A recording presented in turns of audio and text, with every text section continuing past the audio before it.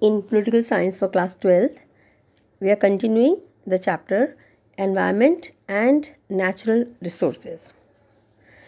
In the previous lecture, I had told you about the damage caused to the environment and natural resources by various countries for their development and the way they have been exploited.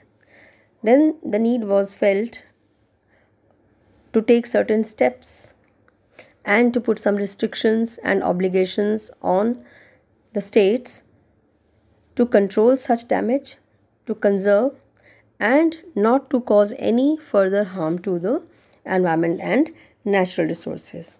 And for these children, if you remember, we had discussed about the Earth Summit.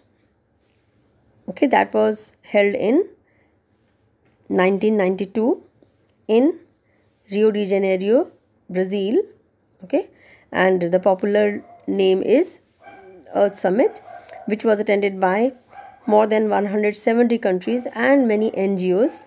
Okay, and that led to the conventions on climate change, biodiversity, forest, and that recommended a list of development practice to practice some steps called Agenda 21.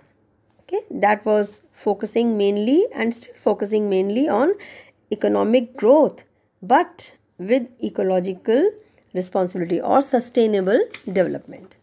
Now we are going to discuss about the global commons. Okay, global commons, and after that common but differentiated responsibilities. Now we take first the global commons. Global commons are those areas in the world, on the earth, that do not belong to any particular state or that doesn't come under the jurisdiction of any state, but these areas can be used, exploited for the scientific research or purpose by various countries or by various, what you can say, states. So these are like common room that doesn't belong to any particular person or individual but can be used by many. Similarly, global commons are also those areas that can be used by any country but they are not owned by any particular state. So global commons are those areas that are not owned by any particular country. They do not come under the jurisdiction of any one state. They are located outside the sovereign jurisdiction. Okay, sovereign jurisdiction and not under the control of any government or any state. So therefore they require common governance also, because they exist. They are natural resources, but they are not owned by any state, but their maintenance, that is also a responsibility. So that responsibility is common responsibility. So they require common governance by all the international community, and that is why they are known as global commons. And the examples of global commons are the Earth's atmosphere, Antarctica region, ocean floor, and the outer space. So these areas or regions are exploited, and yes, when a thing is exploited, naturally there are chances that that will be polluted also. So they are exploited and polluted due to mainly the industrial development by the developed countries and cause great harm and damage to the natural resources. Okay, for that only the next step is related to.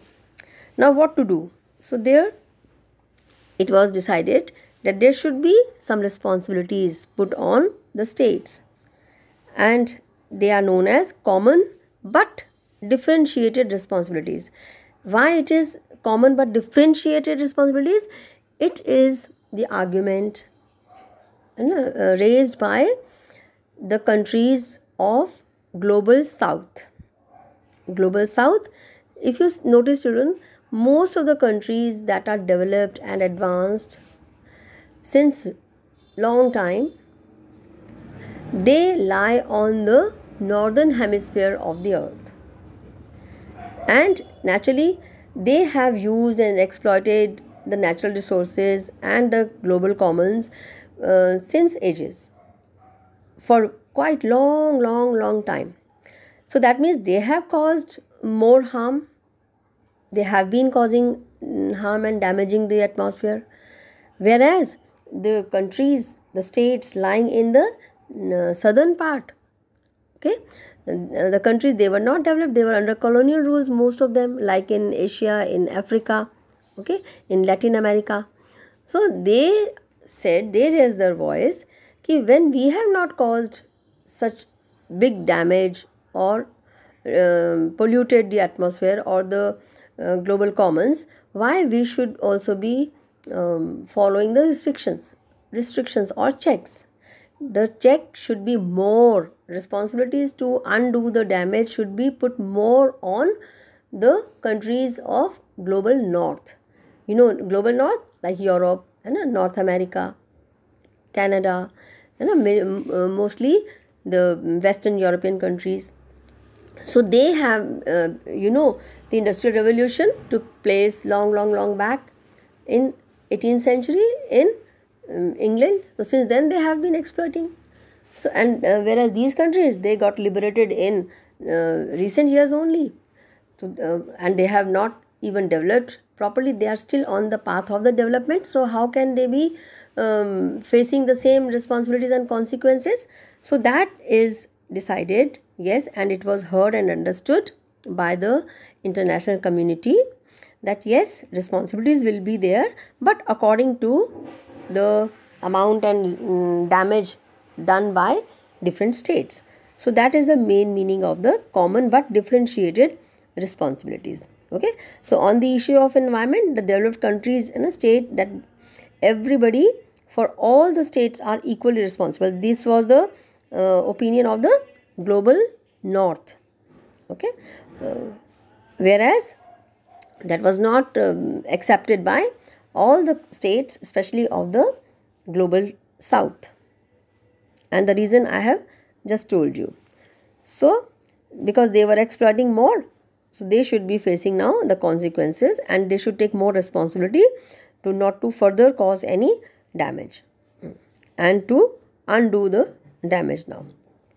So developing countries are, as I have stated earlier, they are still in the process of industrialization, and they must not be subjected to some restrictions which apply to the developed countries. So their restrictions should be not so serious and too many as for the developed countries.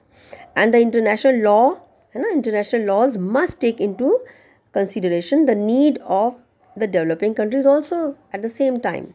And they should know the international laws, or the people in global community must consider the need at present for the development in these countries, developing countries. So they can't stop the development also. At the same time, they can't be put the responsibilities to fulfill the or to follow the restrictions. Okay, so this argument was accepted, okay, at the summit, Rio Summit, in which year 1992, and this principle is called common but differentiated responsibilities.